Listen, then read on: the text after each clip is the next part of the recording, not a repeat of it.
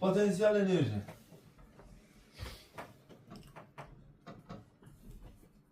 Y potansiyel. Potansiyel enerji cisimlərin və yaxud da cisimləri təşkil edən zərrəciklərin qarşılıqlı təsir enerjisi. Potansiyel enerji bir var cismin potansiyel enerjisi. Bir de var ki yayın potansiyel enerjisi. Yani bir purjundur. Bir cismin potansiyel enerjisi, bir de var yayın potansiyel enerjisi. Cismin potansiyel enerjisi, cismin potansiyel enerjisi yazılan bakı. Bu cismin potansiyel enerjisidir. Y potansiyel yay ise yayın potansiyel enerjisi. Cismin potansiyel enerjisi, Y potansiyel cisim beraberdir sizde M vurulsun, J vurulsun H. Bu hissəsi ağırlıq qüvvəsi kimi də baxa bilərsiniz. Ağırlıq qüvvəsi vurulsun H. Və yaxud da ki, sükunətdə, düz xətti bərabər sürətli hərəkətdə mg, yəni çəkinin düsturudur. Y potansiyel cisim bərabərdir, mg vurulsun H. Potansiyel enerjinin vahidi də, yəni enerjinin olduğuna görə vahidi jouldur. Cismin potansiyel enerji düsturdan göründüğü kimi M'dən, J'dən və H'dan düz asılıdır. H deyəndə, buradakı H, cismin yerdən olan hündürlüyüdür. Yəni, bax, bu yerdir, bu cisimdir, M kütləli. H deyəndə cismin yerdən olan hündürlüyü nəzərdə tutulur. Yəni, məsələn, hal-hazırda biz yerdən müəyyən metr hündürlükdəyik. Yəni, bizim potansiyel enerjini hesablamaq üçün çox sadədir. Kütlə, yəni M'imiz, J'ni 10 götürürük. H'ı da ki, yəni, bura qədər olan məsafəni götürür, vurursunuz və potansiyel enerjinizi hesablaya bilirsiniz. Bu, yenə deyirəm, cismin yerdən olan hündürlüyüdür. Və düstura görə də ki, potansiyel enerji onlardan asılıdır. Düzdür, belə bir sual da verilir sizə. Məsələn, necə? Bəzən məntiqi suallar olur. Deyir ki, eyni kütləli cisimdir, eyni hündürlükdədir. Bax, eyni kütləli cisimdir, eyni hündürlükdədir. Sual belədir ki, eyni hündürlükdə, eyni kütləli cismin potansiyel enerjisi fərqli ola bilərmi? Eyni hündürlükdə, eyni kütləli cismin potansiyel enerjisi fərqli ola bilərmi? Əslində olur. J'dən asılı olaraq. Çünki J də var ortada. Biz keçən dərs, yəni ağırlıqda keçdik ki, ekvatordan qütblərə getdikcə J'nin qiyməti dəyişir. Yəni ekvatordan qütblərə getdikcə J'nin qiyməti artır. Deməli, ekvatorda olan adam, eyni adamı və eyni hündürlükdən gedib qütblərdə qoyursunuz, nəticə etibarilə J'nin qiyməti dəyişdiyinə görə potansiyel enerji də dəyişir. Yəni bu tipdə də sual mövcuddur. Amma indi J'ni nəzərə almasaq, üfüqi istiqamətdə hərəkət eləsə, yəni bax bu yer səthidir, bu da burada cisimdir. Və buradan bu formada bu cismi gətirib çıxarsaq bura, nəticə etibarilə kütlə eyni kütlə, yerdən olan hündürlük eynidir deyə, məsələn bu halda, yəni bu vəziyyətdə, bana deyir üfüqi hərəkət. Bu halda potansiyel enerji dəyişmir. Yəni bərabərdir mg-h. Orada isə buradan baxsaq. Məsələn bu. Bunu gətirdim, qoydum bura. Nəticədə buradan yerdən olan hündürlüyü və bunun buradan yerdən olan hündürlüyü eynidir. J'ni nəzərə almırıq, yəni J 10 götürürük, nəzərə almırıq deyəndə, yəni 10 götürürük və nəticədə potansiyel enerjisi eynidir. Yəni bax bu üfüq istiqamət hərəkət. Onsuz da belə baxanda, onsuz da burada hər iki halda J'nin qiyməti eynidir. Bax bu sizdə oldu, yayın, daha doğrusu cismin potansiyel enerjisi. İndi gəlirik yayın potansiyel enerjisi.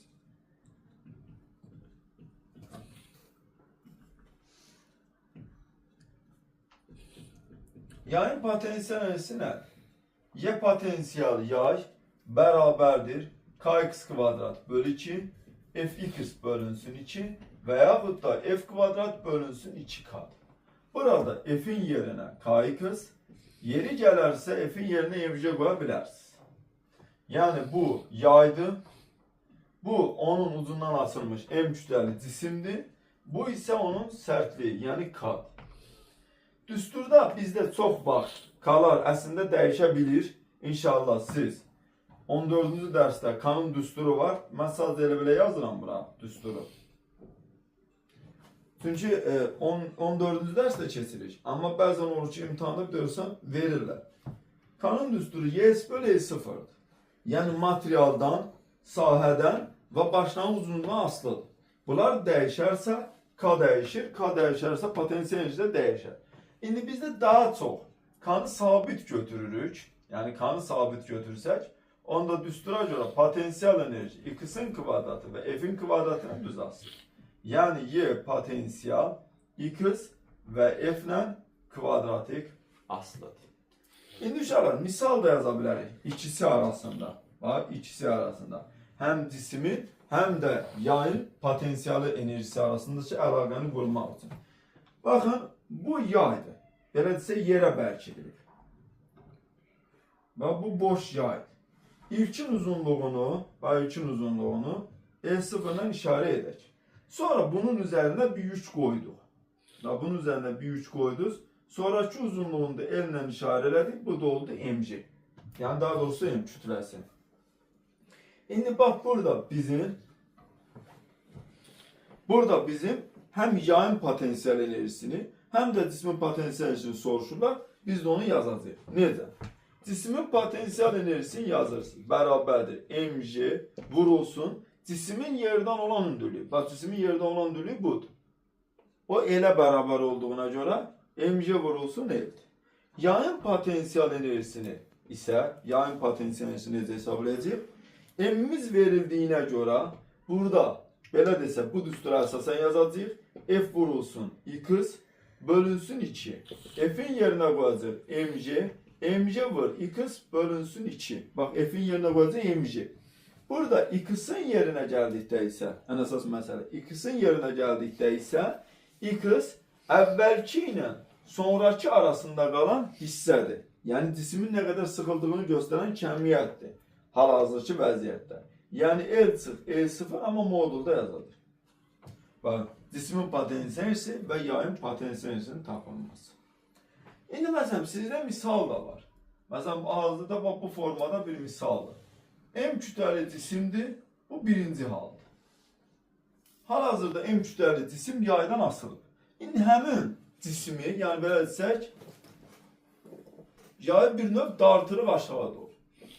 Yəni məsələn, adi belə desək, bir purjundur, tavandan asmışıq, sonra onun ucuna bir dənə kütləli cisim bağlayırıq və purjun biraz aşağı doğru gəlir. Sonra həmin kütləni tutub biraz da dartırıq biz aşağı doğru və dartırmanı biraz nə edirik? Artırırıq. Sual belədir. Cismin potensial enerjisi və yayın potensial enerjisi necə dəyişir? Yəni bir vəziyyətindən iki vəziyyətinə gələndə. Siz də deyirsiniz ki, cismin potensial enerjisi mgh-dır. Birinci halda cismin yerdən olan hündürlüyü, ikinci halda cismin yerdən olan hündürlüyü. Göründüyü kimi birdən ikiyə gələndə cismin hündürlüyü neyini azalır. Bax, birinci hal, bu da ikinci hal. Onda deməli cismin potensial enerjisi azalmışdır.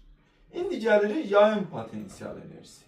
Yayın potensial enerjisi kx kvadratı bölünsün 2'dir. Eyni K'da, çünkü eyni purjundur. Biz sadəcə olaraq biraz aşağı doğru dartmışıq. İndi dartılma nəticəsində birinci haldakının X'i, ikinci haldakı X'indən, yəni X1, X2'dən ikisiydi. Yəni daha doğrusu X2, X1'dən böyükdür. Çünki siz dartdıqca X'i artırırsınız. X artır və yayın potensial enerjisi də artmış olur. Cisim ki azaldı, yayın potensial enerjisi artmış olur.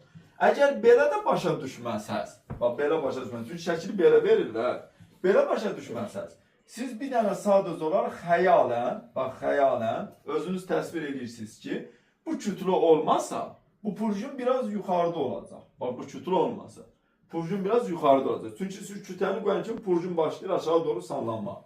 İndi baxırsan, X'in birinci haldakı qiyməti budur.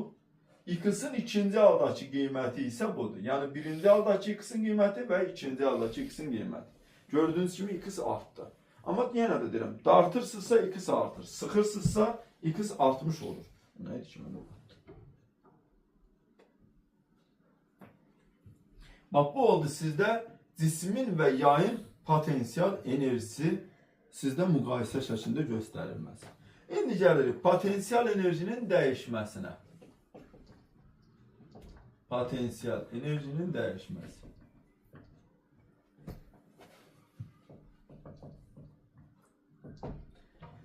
Potansiyel enerjinin dəyişməsi delta Y potansiyal bərabərdir. Y potansiyal 2 çıxılsın Y potansiyal 1. Potansiyelin dəyişməsi budur.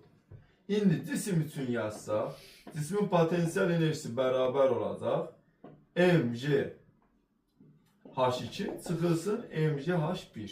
Yəni mg'ni mötərizə xaricində çıxarsaq, H2 çıxılsın H1. Cismin potansiyel enerjinin dəyişməsi sonraki dərsdə görəcəyik ki, ağırlıq qüvvəsinin gördüyü işin əksinə bərabərdir. Yəni burada bilək ki, orada yerinə qoya bilək. Bir də var ki, yayın potansiyel enerjisinin dəyişməsi. O isə bərabərdir. Düstur oradadır. K bölünsün 2, x2 kvadrat çıxılsın x1'in kvadratı, yəni birinci düstura görə, ikinci düstura görə 1 bölünsün 2, f2 x2 çıxılsın f1 x1 bərabərdir. Üçüncüsü də yenə 1 bölünsün 2k f2 kvadrat çıxılsın f1 kvadrat. Yəni bu da yayın potansiyel enerjinin dəyişməsidir. Yayın potansiyel enerjinin dəyişməsi isə elastiklik qüvvəsinin gördüyü işin əksinə bərabərdir. Yəni bu sizdə iş dərsini keçəndə orada gəlib elastiklik qüvvəsinin gördüyü iş nəyə bərabərdirsə elə buradan biləcəyik artıq. Bax bu oldu bizdə potansiyel enerjinin dəyişməsi. İndi tam enerji keçəcəm. Sonra potansiyel enerjiyə təzədən bir də qayıdacağam. Çünki onun içində bu var. Tam enerji. Y hərfi ilə işarə edək. Y indeksində tam da yaza bilərsiniz. Sadəcə Y də yaza bilərsiniz. Fərqi yoxdur. Bərabərdir. Potansiyel enerji ilə kinetik enerjinin cəminə. Bax, tam enerji bərabərdir. Potansiyel enerji ilə kinetik enerjinin cəminə. Potansiyel enerjini tapsaq, tam enerji çıxılsın kinetik enerjidir. Kinetik enerjini tapsaq isə tam enerji çıxılsın potansiyel enerjidir. Bax, bu bizdə oldu tam enerjidir. Düzdür, indi xassələrində gələcək. Biraz genişdir bu da, içində qolluğu dağladı. Potansiyel enerjinin dəyişməsindən sonra tam enerjini keçdi. İndi gələk tam enerjini üstürüb oradan bir də təzədən buraya yazıram. Deməli tam enerji bərabərdir. Potansiyel enerji üstəgəl kinetik enerji. Gələk, bəzən hərəkətləri soruşurlar sizdə. Məsələn, deyir, hansı hərəkətdə potansiyel enerji artır, məsələn, kinetik enerji dəyişmir. Və yaxud da tam tərsi. Kinetik enerji artır, potansiyel enerji dəyişmir. İndi həmin hissələri bir-bir hərəkətləri yazaq. Məsələn, üfüqi istiqamətdə hərəkət edirsiniz. Üfüqi istiqamətdə. Üfüqi istiqamət. Üfüqi istiqamət belədir ki, uşaqlar, x oxu. Yəni bu formada. X oxu. Bu formada hərəkət edən bir cisim, məsələn, M kütləli bir cisimdir. Bu formada hərəkət edir, gəlir bura. Nəticədə burada bunun yerdə olan dürü dəyişmir. Yəni, bəlkə dediyim kimi. Bunu buradan bura aparırsınız, yerdə olan dürü dəyişmir. Yəni, bu hissədə bunun potansiyel enerji konstantdır. Yəni, cismin potansiyel enerjinin dəyişməsi sıfırdır. Amma indi burada necə hərəkət eləməsinə baxırıq. Birincisi, bərabər sürətli hərəkət edə bilər. Bərabər sürətli hərəkət edirsə, onda sürətdir, impulsdur və kinetik enerji də sabitdir. Onda potansiyel enerji sabit, kinetik enerji sabitsə, bu düstura görə tam enerji də sabitdir. Gəlirik ikincisi, bərabər yeniləşən hərəkət edir. Bərabər yeniləşən hərəkətdə sürət, impuls və kinetik enerji artır. Kinetik enerji artırsa, bu düstura görə onda tam enerji də artacaq. Gəlirik üçüncüsü, bərabər yavaşlayan hərəkət. Sürət, impuls, kinetik enerji azalır. Onda tam enerji də bizdə azalacaqdır. İndi uşaqlar, düzdür, yəni verilən misaldan asılı olaraq indi baxacağıq, sadəcə istisnaları bir-bir yaza gedirik. Gəlirik şaquli müstəvidə, yəni şaquli istiqamətdə. Şaquli istiqamət dedikdə isə Y oxudur. İndi burada iki hal mövcuddur. Cisim yuxarıda qalxa bilər, cisim aşağı da düşə bilər. Yəni cisim yuxarı qalxır, cisim aşağı düşür. Bunu belə deyək, ayıraq. Cisim yuxarı qalxır və aşağı. Yuxarı qalxırsa cismin yerdə olan dürü neyir? Artır. Və artdığına görə bunun potansiyel enerjisi də artır. Və yuxarı qalxır, potansiyel enerjisi də artır. İndi uşaqlar, gəlirik hərəkətə. Bərabər sürətli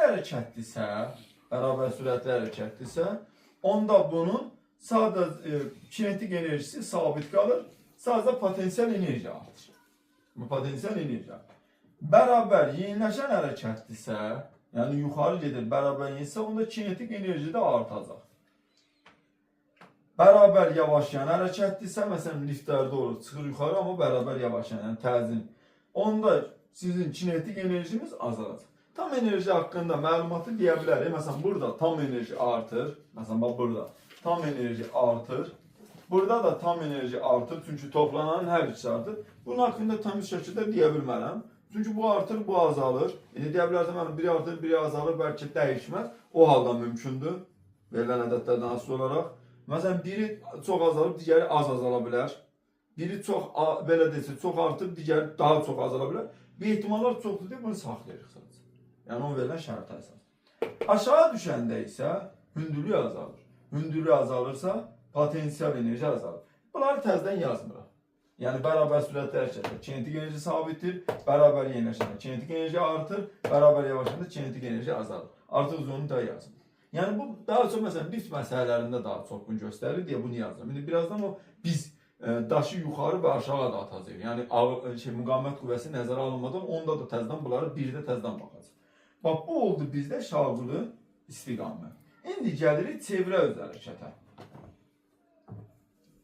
Çevrə üzrə hərəkət. Çevrə üzrə hərəkətdə də iki cür çevrə var. İndi iki cür çevrə nə nəzərdə tuturam? Biri var üfüqi çevrə. Hal-hazırda bizim olduğumuz mesela masa. Bu üfüqi çevrədir. Üfüqi çevrənin, şaquli çevrənin mənası nədir? Bizim lövhə şaqulidir. Mən burada çevrə çəlsəm şaquli kimi görsənəcək. Üfüqi çevrə. Üfüqi çevrə biraz ya dedim bu formada çəkəm. Bu formada bir dənə çəkəm bunu. Aslında üfüqi çevrə masa. Yəni masana, bu düzdür çevrə deyil. Amma üfüqi çevrə bu vəziyyətdə nəzərdə tutun. Bizim yumruq, budur, buradadır. Bax, üfüqi çevrə bax budur. Bax, bu üfüqi çevrə. Marşeri burada da qoysaq, yerdən olan hündürlüyü və burada da qoysam, yerdən olan hündürlüyü eynidir. Baxın, eyni marşerdir.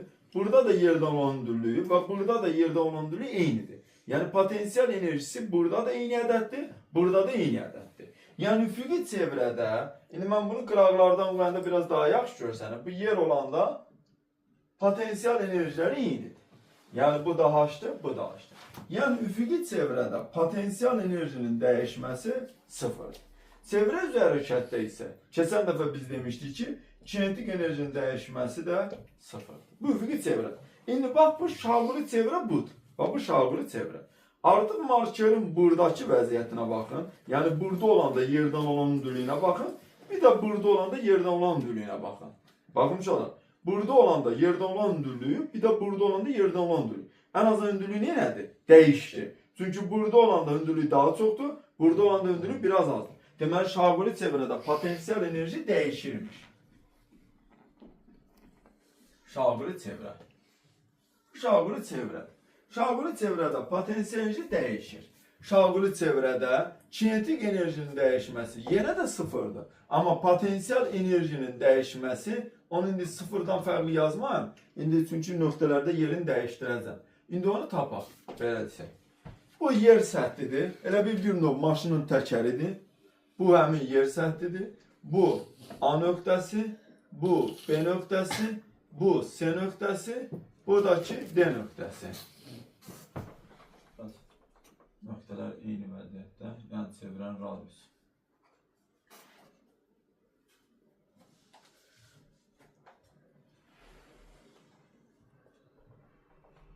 Bu D nöqtəsi, bu B, bu da C.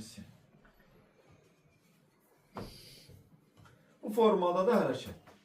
İndi baxın uşaqlar. B nöqtəsi, yəni T bərabərdir 4/1 T. Cisim əvvəl buradaydı. Cisim əvvəl buradaydı, A nöqtəsindəydi. Biz onu gətirdik B nöqtəsinə. Eyni cisim. A nöqtəsində bu adamın, yəni bax burada hündürlüyü, ilkin hündürlüyü sıfırdır. Birinci hündürlüyü deyək. Amma ikinci hündürlüyü B nöqtəsində cismin yerdən olan hündürlüyü budur. Bax ikinci hündürlüyü budur. Bu isə çevrənin radiusuna bərabər olduğuna görə B nöqtəsində cismin potansiyel enerjisinin dəyişməsi bərabər olacaq mg elə. Gəlirik C nöqtəsinə. Yəni T bərabərdir 2də 1 T-yə. C nöqtəsi budur, 2də 1 T-dir. Bax, burada cismin yerdən olan hündürlüyünə fikir versək, çevrəni nə verir?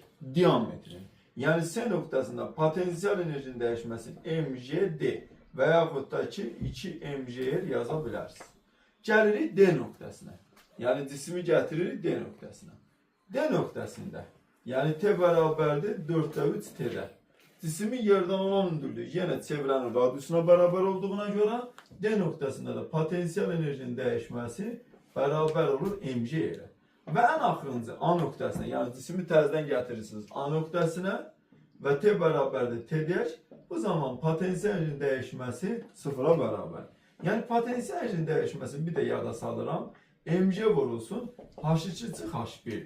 Yəni bunlar H2'dir. Bu ikincisi bu H2 və bu da H2'dir. Yəni elə bərabərdir. Bu sizdə oldu şaquli çevrə. Üfüqi çevrə və şaquli çevrə. Məsələn, üfüqi çevrəyə aid misal belə göstərilir. Yerin ətrafında hərəkət edən suni peyişlər var, yəni orbitlər var. Məsələn, onlar suni peyişlər yerin ətrafında hərəkət edir. Məsələn, bu ağızda dedirsə bu yerdir. Yerin ətrafında hərəkət edir. Nəticədə bunun yerdən olan hündürlüyü, burada da olanda yerdən olan hündürlüyü və burada da olanda yerdən olan hündürlüyü eynidir. Ona görə, məsələn, indi burada yox, çox güman ki, indi təzə topluda bəlkə də olar, köhnə toplunun içində var. Köhnə toplularda vardı suallar. Məsələn, deyir, yerin ətrafında hərəkət edir cisim. Məsələn, 4də 1-ində, 3də 1-ində, məsələn, 5də 3-ündə deyir ki, ağırlıq qüvvəsinin gördüyü iş nəyə bərabərdir? Bayaq dediyimiz kimi, ağırlıq qüvvəsinin gördüyü iş potensial enerjinin dəyişməsinin əksinə bərabərdir. Yəni, H-ların belə desə, fərqi ilə müəyyənləşir. Sən burada olanda da və yaxud da burada olanda da yerdən olan hündürlüyün eynidir. Çünki sən yerin ətrafında hərəkət edirsən. Bir növ yer səndə çevrənin mərkəzi kimi olur. Sən də çevrə üzrə hərəkət edirsən. Sən də bilirsən ki, çevrənin üzərindən mərkəzə qədər olan məsafələr eynidir. Avtomatik olaraq H-lar eyni olanda potensial enerjinin dəyişməsi sıfır. Yəni işdə də ağırlıq qüvvəsinin gördüyü iş sıfıra bərabər. Çünki o üfüqi çevrə olacaqdır. Yəni bax bu oldu sizdə şaquli və üfüqi çevrədə potensial enerjinin dəyişməsi və kinetik enerjinin dəyişməsi. Bu halda uşaqlar, məsələn, tam enerji də soruşa bilər sizdən. Necə? Məsələn, mən buna balaca bir yer qeyd edirəm. Məsələn, bu çevrəni çəkir. Məsələn, görürsünüz, yerdən biraz hündürdədir. Nöqtələri də qoyur bura. Bir nöqtəsi, məsələn, bu bir nöqtəsi, bu iki nöqtəsi, bu üç, bu da dörd. Deyir, cisim bərabər sürətli hərəkət edir. Bərabər sürətli hərəkət edir deyən kimi, avtomatik olaraq kinetik enerjisini sabit yazırsınız. Kinetik bərabər sabit. Sual belədir. Hansı nöqtədə tam enerji ən böyükdür? Sual belədir. Hansı nöqtədə tam enerji ən böyükdür? Sən də tam enerjinin düsturu orada yazmışsın. Yazırsan, tam enerji bərabərdir potensialla kinetikin cəminə. Potensialla kinetikin cəminə. İndi uşaqlar, bizdə tam enerjinin böyüklüyü lazımdır deyə kinetik enerji hal-hazırda sabitdirsə, onda tam enerjinin böyük qiyməti üçün potensial enerji böyük olmalıdır. Sən də bir eyni cisimdir deyə potensial enerjinin də düsturunu bilirsən, mgh-dır. Nəticədə m sabit, j sabit yerdə bir dənə nə qalır? H. Birinci halda olan hündürlük, ikinci halda olan hündürlük, üçüncü halda olan hündürlük, dördüncü halda olan hündürlük. Yəni H-ın ən böyük qiyməti 2-dədir. Cavabın olur səndə, yəni tam enerjinin ən böyük qiyməti 2-dədir.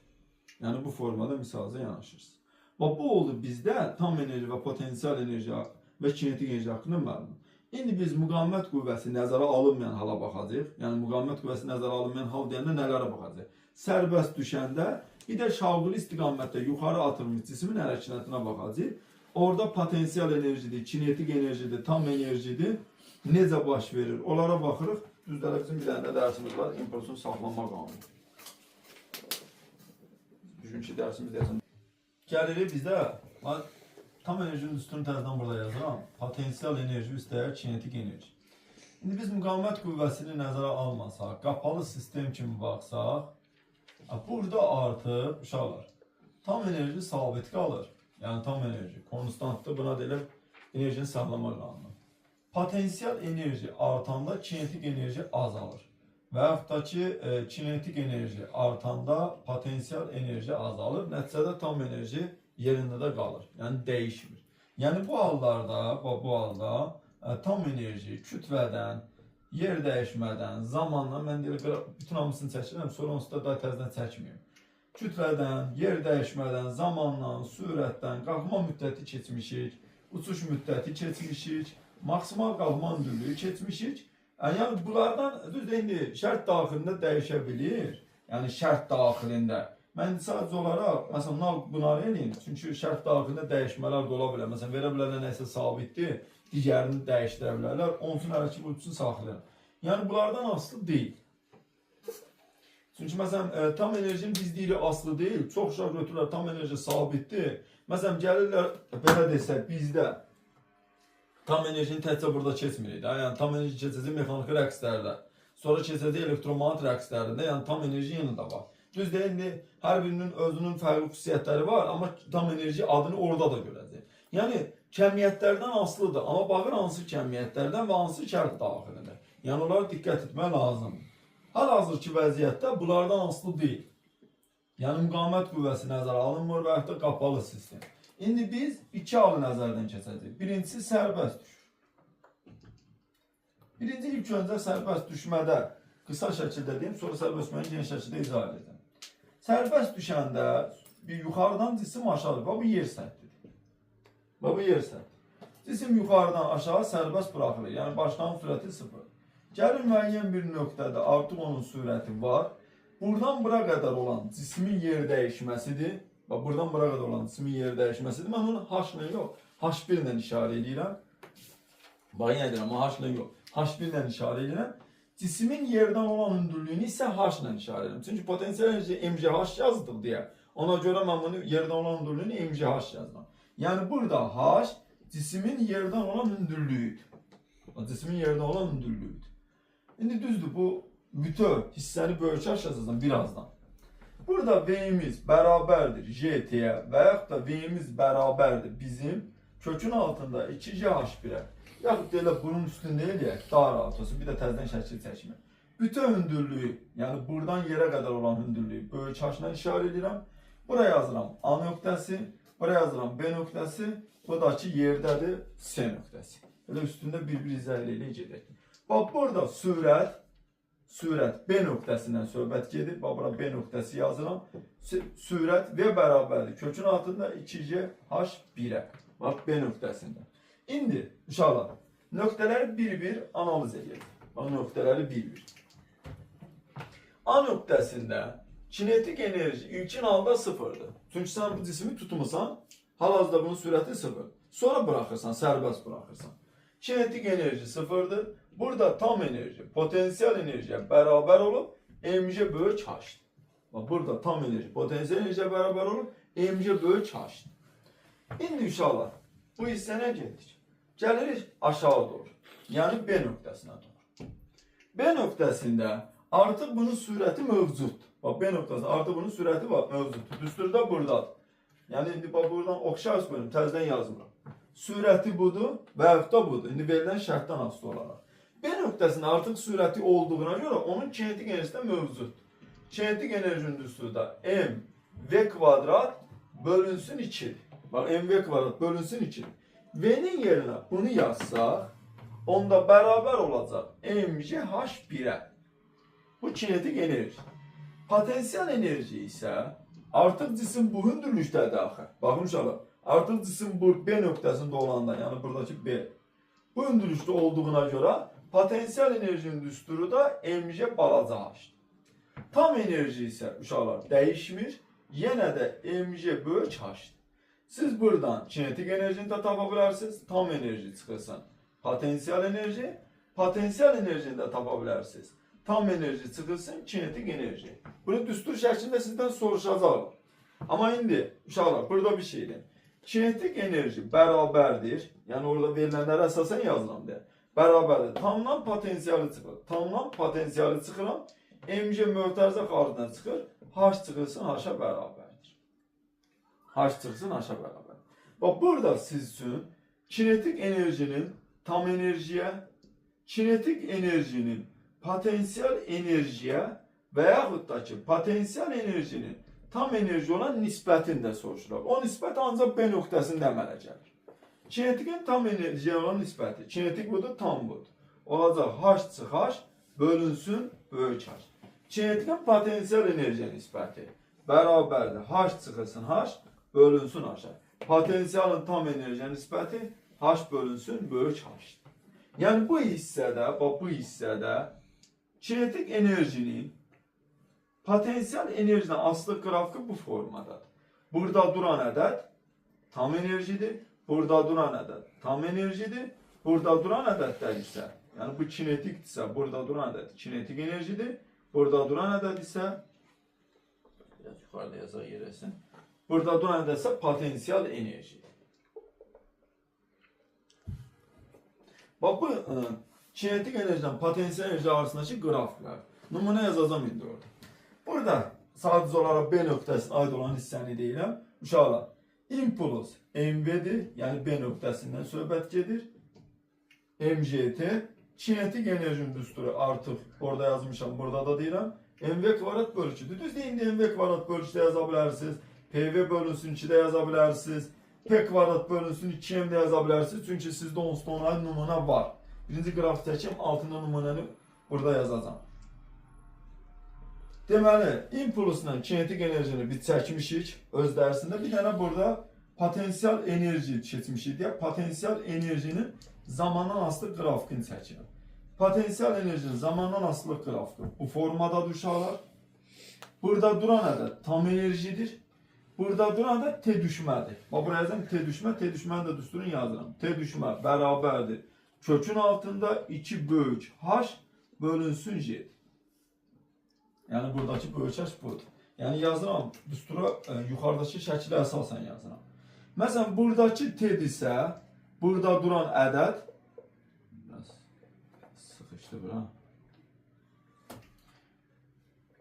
Biraz da bunu uzadım yuxarı şəkil sıxışmasına. Burada duran ədəd deməli tam enerji, burada duran ədəd isə potensial enerji. Yəni T nöqtəsi. Həmin o T-anı bax bura bir dənə oxşarısı qoyuram, yəni B nöqtəsində olan hissədir. Yəni o B nöqtəsində baş verən hadisələr. Bəzən sizdən nümunə kimi buradan yazıram nümunəni.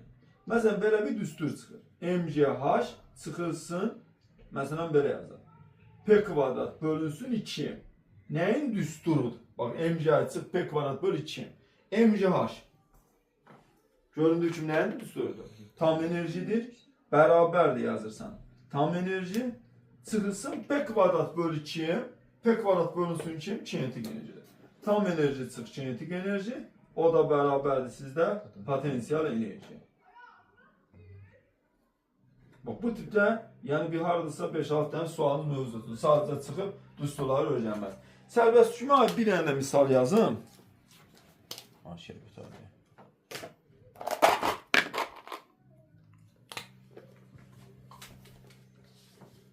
Məsələn belə bir sual verir sizdə. 9 metr hündürlükdən sərbəst düşür. Hansı hündürlükdə? Hansı hündürlükdə kinetik enerji potensial enerjiden məsələn 2 dəfə böyükdür. Hansı hündürlükdə kinetik enerji potensial enerjiden 2 dəfə böyükdür. O buradadır, B halındadır. Bax bu halın aiddir. Yəni B nöqtəsinə. Çünki indi C nöqtəsini yazacağam. Görəcəksiniz C nöqtəsində alınan deyil. Ümumiyyətlə A nöqtəsində alınan deyil. Bura fikir verin. A nöqtəsində kinetik enerji sıfırdır. Yəni sıfırdırsa 2 dəfə böyük ola bilməz. B nöqtəsində alınan iş, indi C nöqtəsində görə C nöqtəsində də alınan iş deyil. B nöqtəsində də kinetik enerjinin potensial enerjiyə nisbətini yazmışıq. Düstur bax buradadır. Yazırsan həmin düsturu. H çıx H bölünsün H-a. 2'ye bərabər olduğuna görə bərabərləşdirir 2'ye. Burada 9 metrdən, yəni sərbəst düşürsə, o 9 metr böyük H-dır. Bax 9 metr böyük H-dır. Siz burada balaca H axtarırsınız. Yerinə qoyursan. 9 çıx H bölünsün H bərabərdir 2'ye. 9 çıx H bərabərdir 2 H-a. 3h bərabərdir 9-a, h bərabərdir 3-ə. Deməli, yerdən 3 metr hündürlükdə, bax, yerdən 3 metr hündürlükdə kinetik enerji potensial enerjiden 2 dəfə çoxdur. Yəni, bu şərt daxilindir. Yəni, buna aid misalımız da var. Ya nisbətini istəyir, ya hündürlüyü istəyir, ya da hardan düşüb o hündürlüyü istəyir. Yəni, sizdə verilən misala əsasən. İndi gəlir həmin şəklin C nöqtəsinə. C nöqtəsində artıq yerdədir deyə potensial enerji 0 olur, kinetik enerji isə tam enerjiyə bərabər olur. Ya yaza bilərsiniz MGH, yaxud da MGH yaza bilərsiniz, ya da belə yaza bilərsiniz. M yerə düşən, mən indeksinə Y yazıram, indi yazdım o Y nə deməkdir? Yəni VY yerə dəyən andakı sürətdir. O bərabərdir kökün altında 2Y böyük H. Yerə dəyən andakı sürətdir.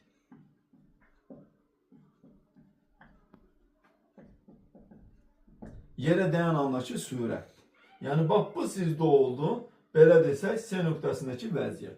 Düz indi bu sərbəst düşmədir. Yəni deyirəm, misalları, yəni bu tipdə sualda mövcuddur. Sadə sual kimi. Bu tip suallarda mövcuddur. Şəkil və qrafiklərində, sərbəst düşmənin qrafiklərini biz kinetikdə və potensial enerjidə, daha doğrusu impulsda çəkmişik. Sadəcə bu günlər potensial enerji çəkmişəm, tam enerjini də orada çəkdim onsuz da qabaqdan. Yəni bu misalı verir, siz ona uyğun həll edirsiniz. Düz indi bizdə qaldı bir dənə şaquli yuxarı hərəkət və impulsun sağlama qanunu. Onu da sabah gələrsiniz, kəsərdə da indi dərs edirsiniz.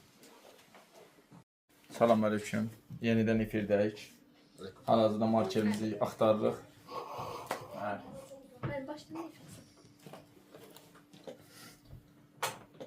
Deməli, bizdə potensial enerji ilə tam enerjini dünənləri aşağı hərəkətdə dedik. İndi müqavimət qüvvəsi nəzərə alınmır və şaquli yuxarı hərəkətə keçirir. Sağ ol qızım. Şaquli yuxarı hərəkət.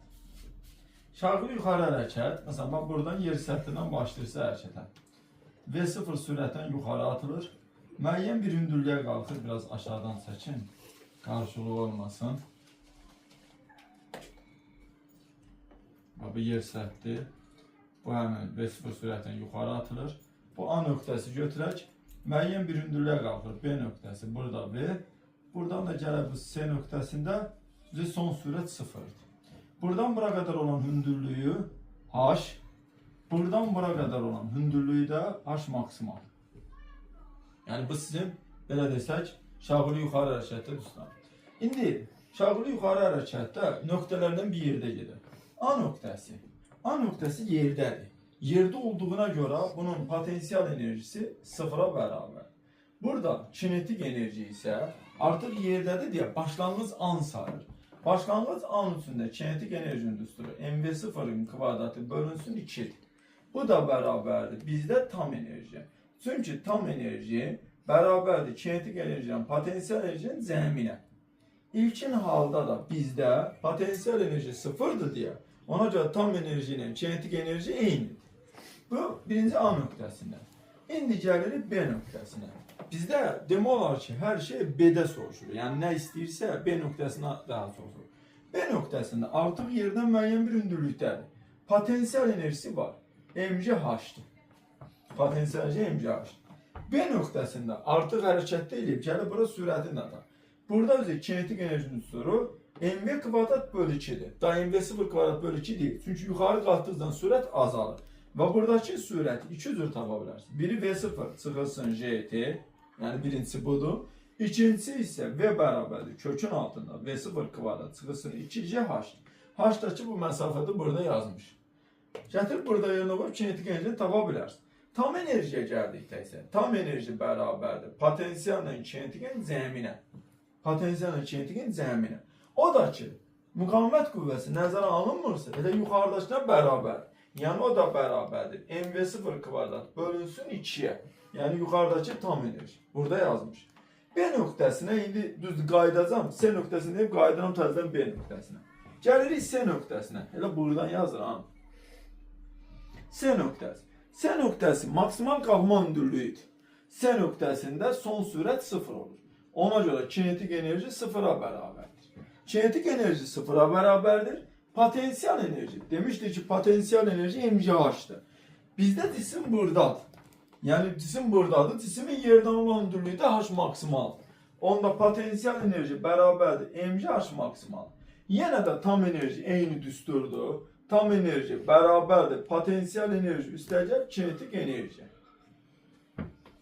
Kinetikin yerinə 0, potensialın yerinə bunu yazsaq, tam enerjinin düsturu olacaq mgh maksimal.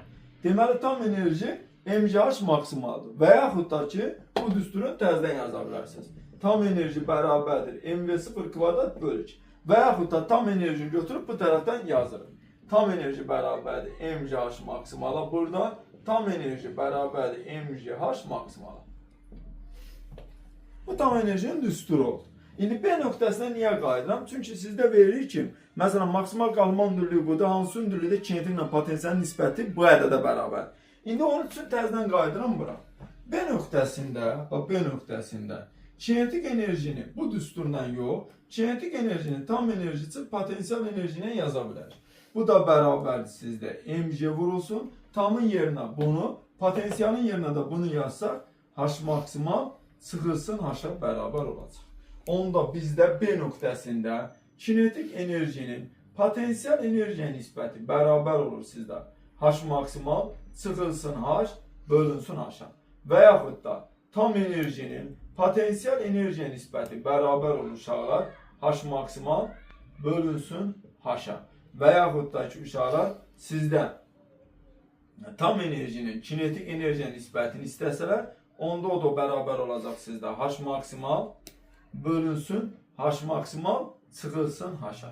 Bax, bu oldu sizdə yuxarı hərəkətdə belə desək A, B, C nöqtələrində potensial və kinetik enerjinin tapılmaq.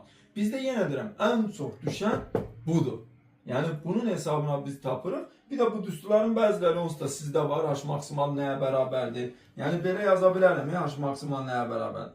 H maksimal bərabərdir V0-ın kvadratı bölünsün 2-yə və T qalması da vardır, T uçuşu da vardır. Yəni şaquli istiqamətdə yuxarı hərəkət edirsə, bu zaman potensial enerji artır. Bax, yuxarı qalxdığı zaman potensial enerji artır, kinetik enerji isə azalır. Potensialın kinetik enerjidən asılığı, yenə keçən dəfə çəkmişdim, yenə təzədən çəkəcəm. Y tam, bura Y tamdır. Burada duran ədəddən isə bu potensial enerjisidir, bu da kinetik enerjisidir. Və potensial enerjinin kinetiki çəkmişik, potensial qalıb, ona görə təzədə potensial çəkəcəm. Qrafiki bu formadadır uşaqlar. Bax, qrafiki bu formadadır. Burada duran ədəd bizdə tam enerjidir. Burada duran ədəd, yəni T-yə uyğun, bu T qalxmadır, bu isə T uçuşdur. Digərlərində artıq obs dərsdə çəkmiş, biz sizə daha doğrusu çəkmişik. Bu oldu sizdə şaquli istiqamətdə yuxarı atılmış cismin hərəkətində potensial enerji, kinetik enerji və tam enerji. İndi isə belə bir şey var ki, uşaqlar, impulsun saxlama qanunu. İmpulsun saxlama qanunu nədir? Yəni iki cisim toqquşur, toqquşmadan sonraki impulsları ilə əvvəlki impulslar arasındakı əlaqədir. Düzdür, toqquşma iki cür olur. Bir, elastiki toqquşma var. Yəni ona görə elastiki toqquşma. İkincisi qeyri-elastiki toqquşmadır, yəni plastiki toqquşma. Elastiki toqquşmanı abituriyent sisteminə düşmür. Amma qeyri-elastiki toqquşma düşür. Burada isə sistem necədir? Birinci onu deyək.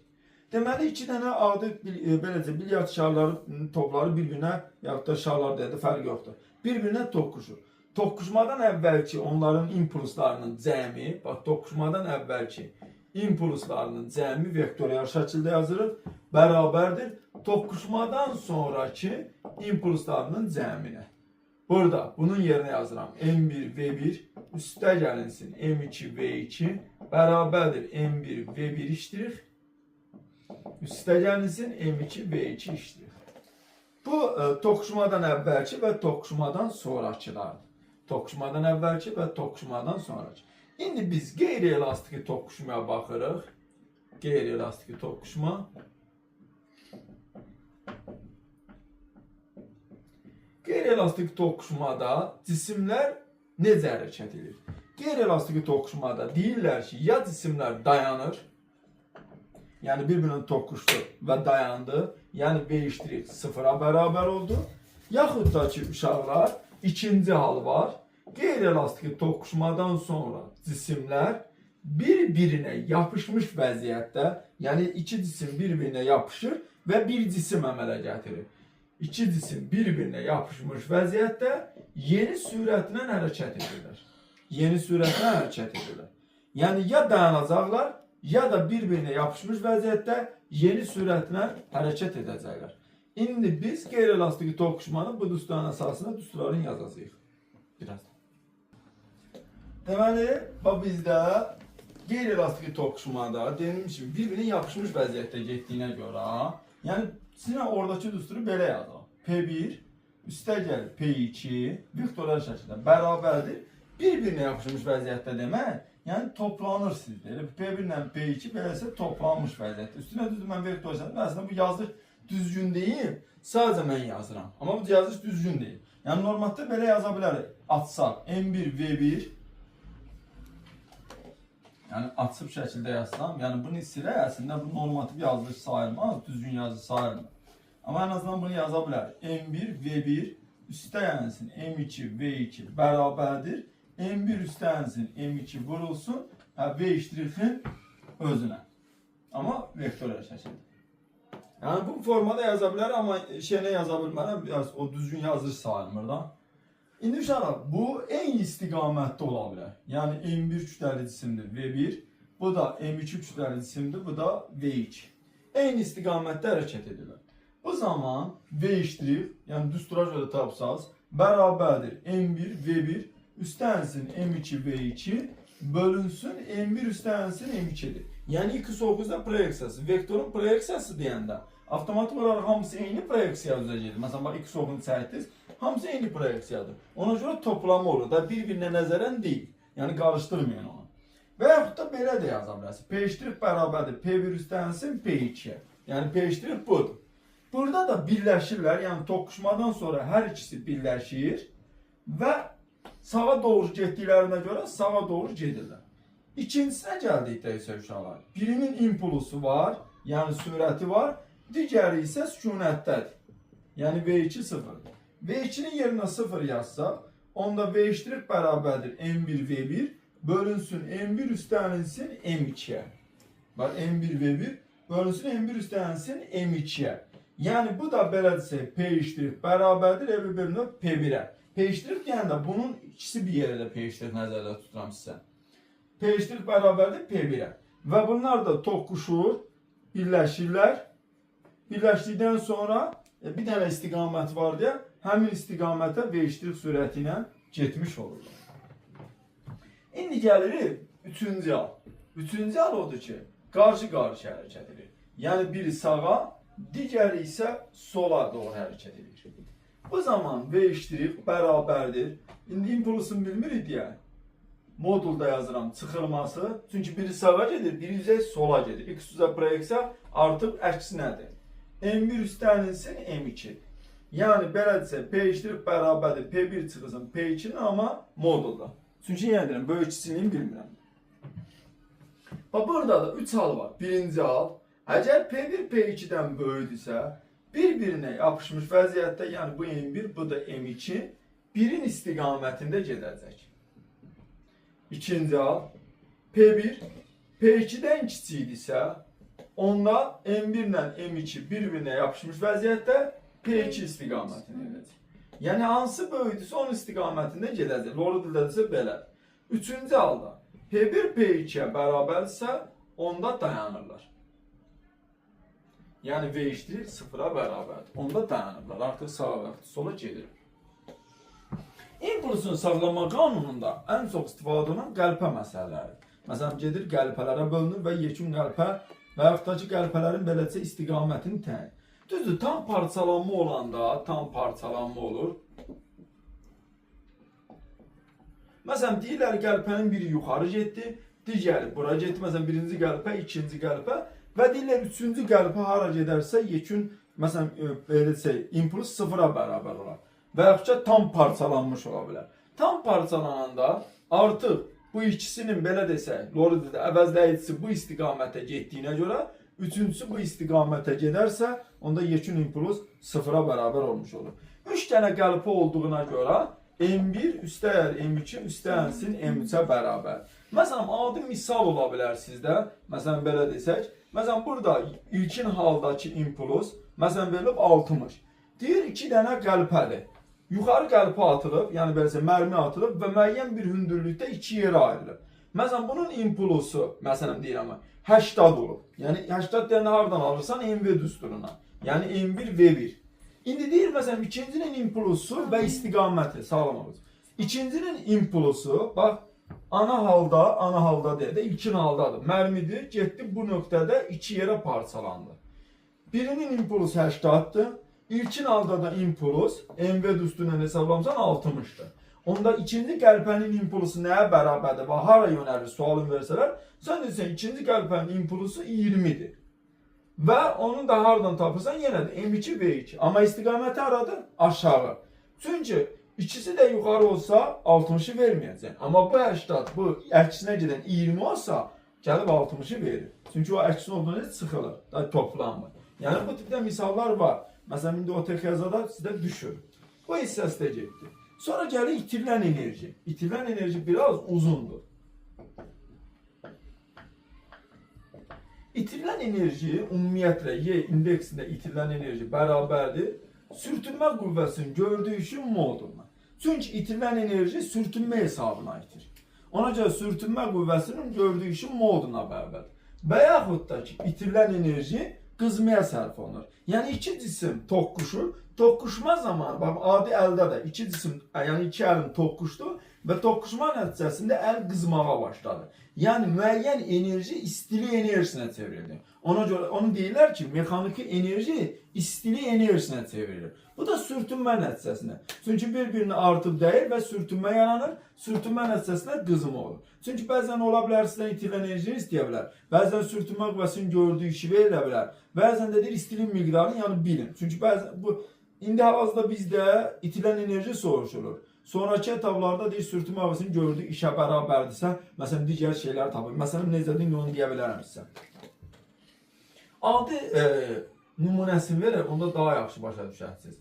Məsələn bax bu bir dağ, üçbucaq formasında bir dağdır. Bu da məsələn xizəkçidir. Bu aşağı doğru sürüşür. Bax buranın hündürlüyünü h götürək. Bax xizəkçidir və sürüşmə başlayır. Sürtünmə qüvvəsi nəzərə alınmazsa, buradakı tam enerji və buradakı tam enerji necədir? Bərabər. Yəni buna 1 yazın, buna da məsələn 2 yazsam, y tam 1, y tam 2'ye bərabərdir. Bu halda bərabərdir mgh. Buradan gəlir həmin xizəkçi burada bir dənə v sürətini alırsa, bu da bərabərdir mv kvadrat bölünsün 2'dir. Amma indi məsələ nədir uşaqlar? Əgər sürtünmə qüvvəsi varsa, sıfırdan fərqlidirsə, onda sürtünmə qüvvəsinin gördüyü işin modulu bərabərdir itirilən enerjiyə, o da bərabərdir sizdə y tam 1 çıxılsın y tam 2'ye. Y tam 1 çıxsın y tam 2'ye. Yəni sürtünmə qüvvəsinin olması bax bu demək. İndi bizdə itirilən enerji üçün, bir dənə də lövhə lazımmış, bir dənə sadəcə bu lövhə füsür. Yəni uşaqlar, məsələn qarşı-qarşıya 2 dənə belə desə cisimdir. M1, V1. Bu tipdə misal sizdə daha çoxdur. Düzdür, köhnə topluda da var, təzə topluda da var. İtirilən enerjini istəyir. Birincinin itirdiyi enerji nəyə bərabərdir, ikincinin itirdiyi enerji nəyə bərabərdir? Bu formada misal istəyir. Birinci ümumiyyətlə toqquşmadan əvvəl, yəni ilk belə desək, toqquşmadan əvvəl hər birinin ayrılıqda enerjisini tapırsınız. M1V1 kvadrat bölü 2, Y2 bərabərdir. M2V2 kvadrat bölünsün 2. Toqquşmadan əvvəl tapıldı. Tapıldıqdan sonra buradan tam enerjini də istəyə bilər. Bəzən misallarda var ki, itirilən tam enerjinin neçədə bir hissəsi itirilib. Bu formada misallar var. Tam enerjidə Y1 ilə Y2'nin cəmidir. Sonra bunu toqquşdurursunuz. Yəni biraz etap çoxdur. Toqquşdurandan sonra V-iştirki tapırsınız. İndi mənim çəkdiyim şəkil buna uyğun olduğuna görə bərabərdir M1V1 çıxılsın M2V2 moduldan bölünsün M1 üstə gəlinsin M2'ye.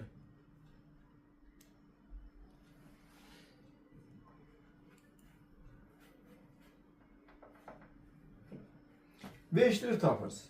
V-iştiri tapdıqdan sonra İki cismin ikisi de indi düzde V = 0 olsa itirilən enerji elə özüdür. Bax burada demə. O buradan qeyd kimi yazdım.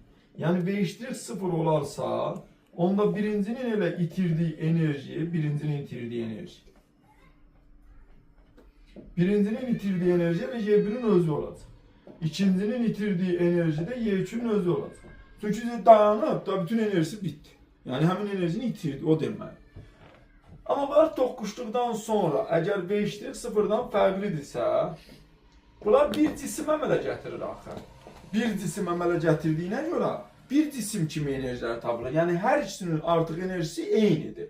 Ona görə toqquşmadan sonraki hər birinin enerjisi bərabər. Yəni deyirəm, bir cisim əmələ gətirdiyinə görə. O da bərabərdir sizdə.